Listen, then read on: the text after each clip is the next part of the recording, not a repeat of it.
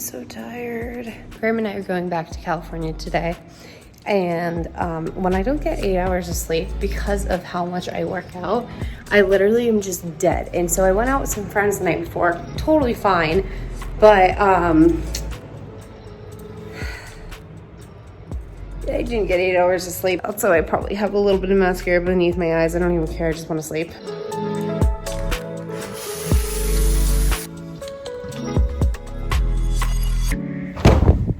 Now you might be asking yourself, Macy, why are you changing the sheets if you're leaving today? That's because I change my sheets every Tuesday and we'll be back. But it's always nice to get home and have fresh sheets. Usually I wouldn't slow down for this, but there's no one behind me. Oh no, it's the trailer is on fire. Wow. Oh God. That's wild.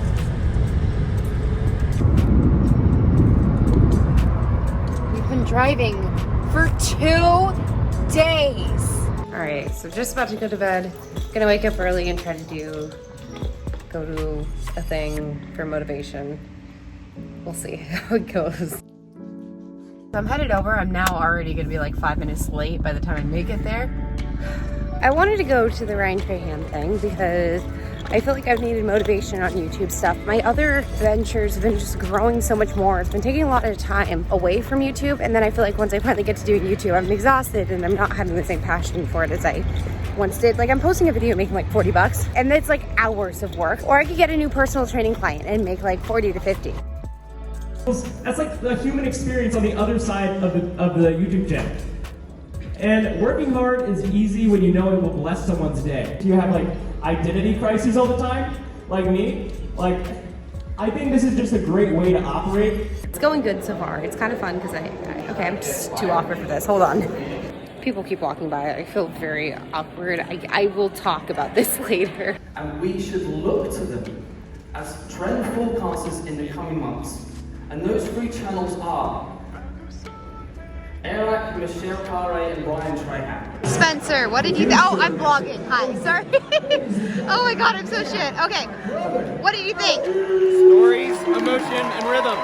Yes. That's what makes a great video. And it all comes back down to these psychological triggers. Now, I want to give you another. Anyone know who this is? I hit such a wall. I've been there for 7 hours and like listening to talks and whatever, and then at a certain point my brain is just fried and I have to go back and go do work. We have to be back here for an event later, and socially I am so drained right now. Hi sweetie.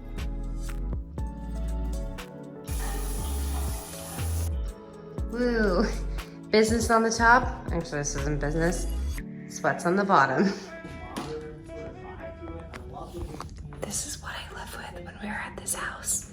I hear it all the time. Also, that's a nice cat bed. The little bit of me that is like super over polished is like, I hate this. I feel like for the last 3 to 4 months since I had that video do really well, I have been quiet quitting my channel. Honestly, that's because I've been feeling really burnt out with the channel. I went to Vid Summit hoping that it honestly would reinvigorate me and help me get ideas for the channel, and hearing a lot of the creators talk about burnout and the identity crises that they were, that they were dealing with and whatnot really made me feel less alone. When I think of like what I wanted to do on YouTube and like thinking back on it, my brain is very stuck in when I got really heavily into YouTube, which is very 2014, 2015, 2016, and like all the vlogs. If you had asked me then when I would see YouTubers and think that was so cool, I can't talk because I'm so nervous. When I would see those YouTubers and like kind of the style, I knew the style of what they were doing. I always just pictured that's what I would do. I think it was really Ryan Trahan's talk where he was like, you know, you have to do this less like for profit and just for, I guess, the benefit of your audience. I think that's what he said. And I miss those days when I'd be so excited about a piece because I was like, I'm gonna put myself out there and talk about these different things or show us during the pandemic, because I want to be able to connect to people. I want people to be able to connect to me. I think once the channel got monetized, and then once I got laid off from my job a year later, or wait, was it that same year? I don't know. It was that same year. When I got laid off from that job, then it became like, oh, I need this for financial purposes.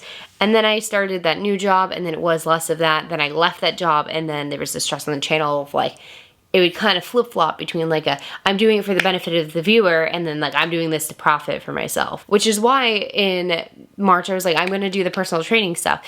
And weirdly enough, even though that is a business, I really enjoy it. It doesn't, like, it feels like I am getting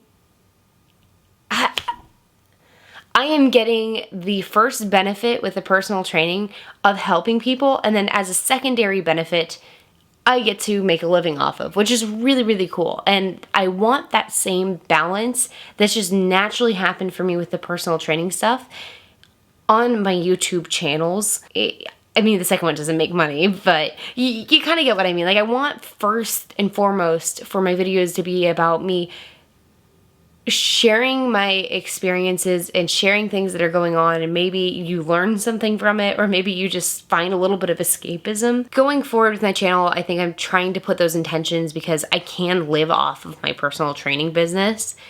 I want to put forward the intentions into my videos of I am setting out to entertain you, provide you with some escapism, and give something back to you. I have put so much of my identity into YouTube that every single video that does bad, I take it as a personal attack. And I have looked at YouTube so much like a business, I forgot why I liked it in the first place. Yeah. So true.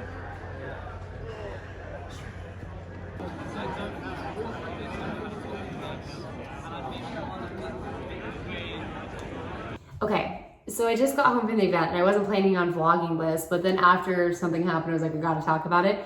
So, you know, I'm like a small channel, 50,000, like, you know, I guess my perspective might be a little warped, but I got like recognized by other YouTubers I watched. So I don't know if you guys know her, but Swell Entertainment, I was there, happened to like just step in line behind her, and she was like, oh, Macy, I meant to come say hi to you. I like your content, did something to the fact that. And like internally, or like externally, I think I acted like this. I was like, oh yeah, that's so cool. Yeah, I like your videos too. But this was me internally. What is happening? So that was really cool. But yeah, I'm still so shocked. I really, really think that this conference, weirdly enough, I wasn't wanting to go to it at all. I just had felt like, oh, there's so much I can do, like, and that morning of waking up at like 8 a.m. after going to bed at 2 a.m. I just definitely wasn't wanting to do it, but I'm so glad I did because I learned so much. And even though most of the speakers at the event were talking about Ryan Trahan over and over and over again, it really helped me. And I really think his talk really helped me. I don't know what the next thing on YouTube is going to be, but for right now, I really want to focus on doing content that I enjoy and that I think you guys will enjoy. And I think switching away from the focus of how much is this making me, what's the return on my time, it's going to help me a lot. So I'm excited about that. Also, if you haven't already, don't forget to subscribe to my Savvy Trader portfolio. It's the top link in the description. It's this video's sponsor. Go check it out. It's completely free. I'd really appreciate it if you guys did that. And with that said, I will see you in the next video where you'll see me have an identity crisis over 2024. All right, bye.